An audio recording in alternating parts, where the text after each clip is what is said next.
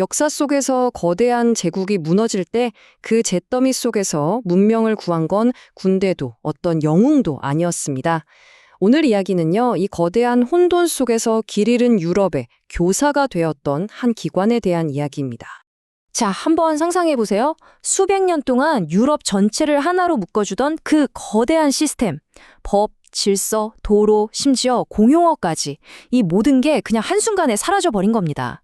뭐랄까, 사회의 운영체제가 통째로 셧다운된 거죠. 그런데 이 거대한 진공 상태를 채운 건 새로운 군사력이 아니었어요.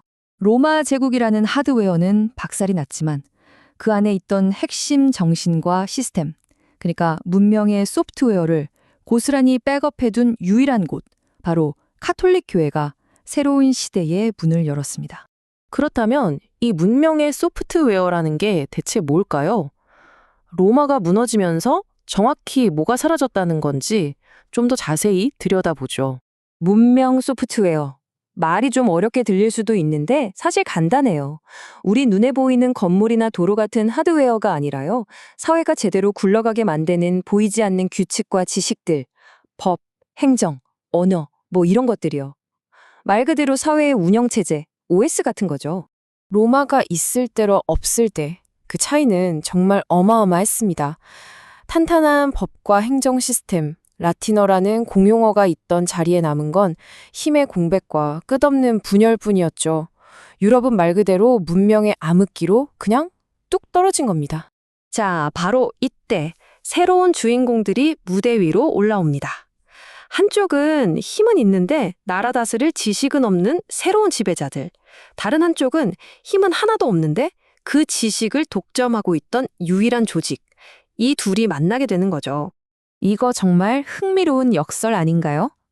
게르만 왕들은 칼과 창으로 로마를 정복했지만 막상 나라를 어떻게 다스려야 하는지 그 매뉴얼이 없었던 거예요. 반면에 교회는요?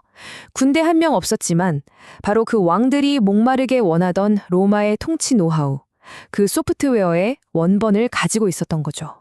이 왕들이 탐냈던 게 뭐 금은보화나 화려한 궁전이 아니었어요. 바로 눈에 보이지 않는 것들이었죠. 체계적인 법, 계약이라는 개념, 효율적인 행정 시스템, 그리고 모든 걸 기록으로 남기는 문자의 힘. 이런 것들이야말로 제국을 운영하는 핵심 기술이었으니까요. 상황이 명확해졌죠. 제국을 만들고 싶다는 야망은 하늘을 찌르는데 방법은 모르는 왕들 앞에 유일한 교사가 나타난 셈입니다. 자, 그럼 이 기묘한 과외 수업이 어떻게 교회를 유럽의 최강자로 만들었는지 그 과정을 한번 쭉 따라가 보겠습니다. 처음에는 정말 이상적인 윈윈 관계였습니다. 왕들은 교회한테서 통치에 필요한 지식과 함께 나는 신에게 인정받은 왕이다 라는 정당성을 얻었고요. 그 대가로 교회의 땅과 신도들이 지켜졌죠. 아주 완벽한 공생관계처럼 보였어요. 처음에는요. 하지만 시간이 흐르면서 이 관계의 무게추가 서서히 한쪽으로 기울기 시작합니다. 처음에는 그냥 지식을 가르쳐주던 선생님이었는데 어느새 왕의 권위를 인정해주는 정치적 파트너가 되더니 결국에는 왕을 마음대로 안 치고 내쫓을 수도 있는 그야말로 왕들의 왕이 되어버린 겁니다. 보이지 않는 종교적 권위가 눈에 보이는 세속 권력을 완전히 눌러버린 거죠. 그리고 이 모든 상황을 단 하나의 장면으로 압축해서 보여주는 정말 영화 같은 사건이 터집니다. 바로 카노사의 굴욕 사건입니다. 당시 유럽에서 제일 힘이 셌다고 할 수 있는 신성 로마 제국의 황제가 교황의 권위에 정면으로 이의 있습니다 하고 도전장을 내민 거예요. 세상의 검과 하늘의 지팡이가 제대로 맞붙은 순간이었죠. 결과가 어땠냐고요? 유럽 최강의 황제는 교황의 용서를 받기 위해 무려 사흘 밤낮을, 그것도 한겨울에 맨발로 성문 앞 눈밭에 서서 빌어야 했습니다. 이 장면 하나로 모든 게 끝난 거죠. 교회가 세속 권력의 꼭대기에 섰다는 걸 온 유럽에 선포한 가장 극적인 사건이었습니다. 자, 이제 이야기를 슬슬 마무리해볼까요? 이 길고 복잡한 역사가 오늘을 사는 우리에게 던지는 메시지는 과연 뭘까요?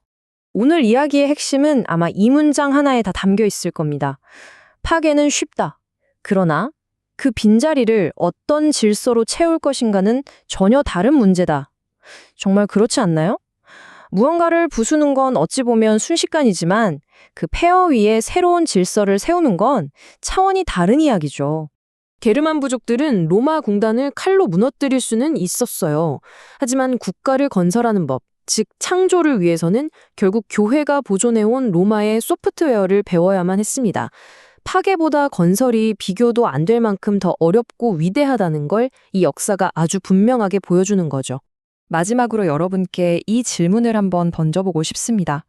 먼 옛날 교회가 로마라는 문명의 기억과 질서를 지켜냈던 것처럼 지금 이 시대에 우리의 소중한 가치와 지식, 즉 우리 시대의 문명 소프트웨어를 보존하고 다음 세대로 넘겨주는 역할을 하는 기관은 과연 어디일까요?